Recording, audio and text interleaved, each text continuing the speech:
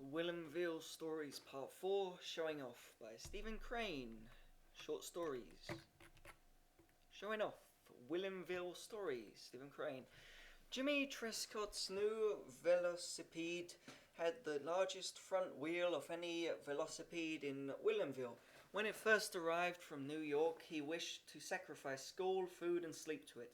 Evidently, he wished to become a sort of perpetual velocipede rider, but the powers of the family laid a number of judicious embargoes upon him, and he was prevented from becoming a fanatic. Of course, this caused him to retain a fondness for the free-wheeled thing much longer than if he had been allowed to debauch himself from a span of a few days. But in the end, it was an immaterial machine to him. For long periods he left it idle in the stable. One day he loitered from school toward home by a very circuitous route. He was accompanied by only one of his retainers. The object of this detour was the wooing of a little girl in a red hood. He had been in love with her for some 3 weeks. His desk was near her desk at school, but he had never spoken to her. He had been afraid to take such a radical step. It was not customary to speak to girls. Even boys had school-going sisters, seldom addressed them during the part of the day which was devoted to education. The reasons for this conduct were very plain. First, the more robust boys considered talking with girls an unmanly occupation. Second, the greater part of the boys were afraid. Third, they had no idea of what to say, because they esteemed the proper sentences should be supernaturally incisive and eloquent. In consequence, a small contingent of blue-eyed weaklings were the sole intimates of the frail sex, and for it they were boisterously and disdainfully called girl boys. But this situation did not prevent serious and ardent wooing. For instance, Jimmy and the little girl who wore the red hood must have exchanged glances at least 200 times in every school hour, and this exchange of glances accomplished everything. In them the two children renewed their curious, inarticulate vows. Jimmy had developed a devotion to school, which was the admiration of his father and mother in the mornings. He was so impatient to have made known to him that no misfortune had befallen his romance during the night that he was actually detected at times feverishly listening for the first bell.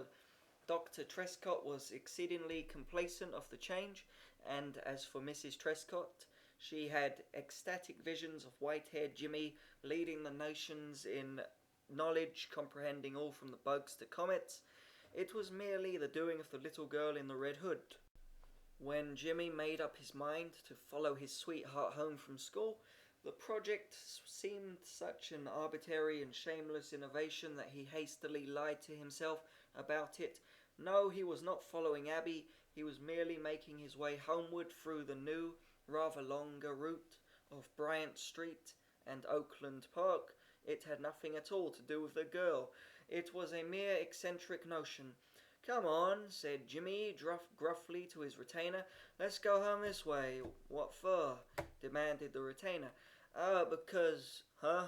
Oh, it's more fun going this way." The retainer was bored and loath, but that mattered very little. He did not know how to disobey his chief. Together they followed the trail of red-hooded Abby and another small girl. These latter at once understood the object of the chase, and looking back, giggling, they pretended to quicken their pace, but they were always looking back. Jimmy now began his courtship in earnest. The first thing to do was to prove his strength in battle. This was transacted by means of the retainer. He took the devoted boy and flung him heavily to the ground, meanwhile mouthing a preposterous ferocity. The retainer accepted this behaviour with a sort of bland resignation. After his overthrow he raised himself, coolly brushed some dust and dead leaves from his clothes, and then seemed to forget the incident. "I can jump further than you can," said Jimmy in a loud voice. "I know it," responded the retainer simply, "but this would not do. There must be a contest." "Come on," shouted Jimmy imperiously. "Let's see you jump."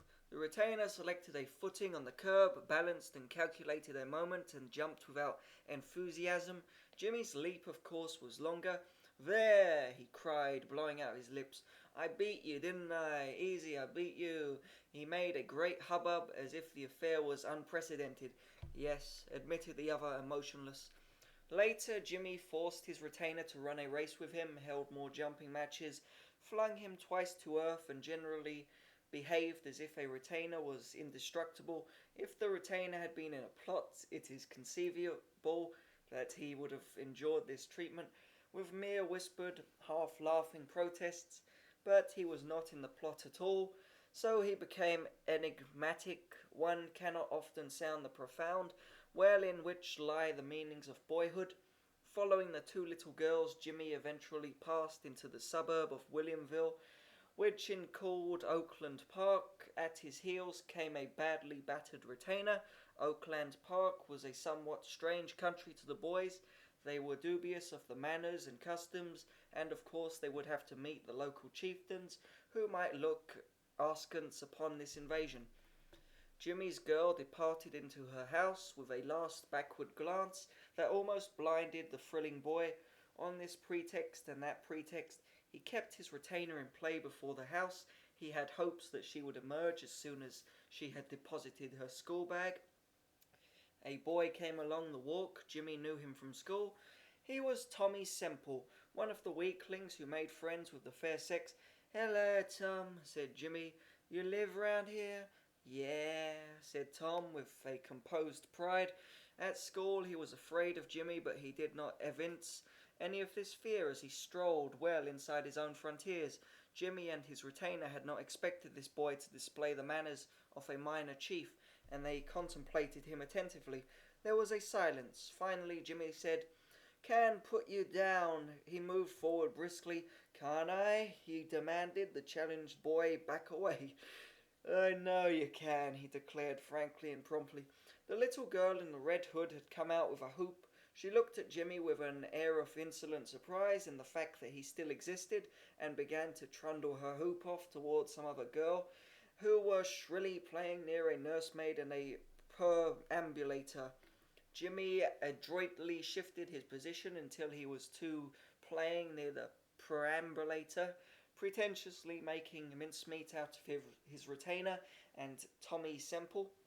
Of course, little Abby had defined the meaning of Jimmy's appearance in Oakland Park, despite this nonchalance and grand air of accident.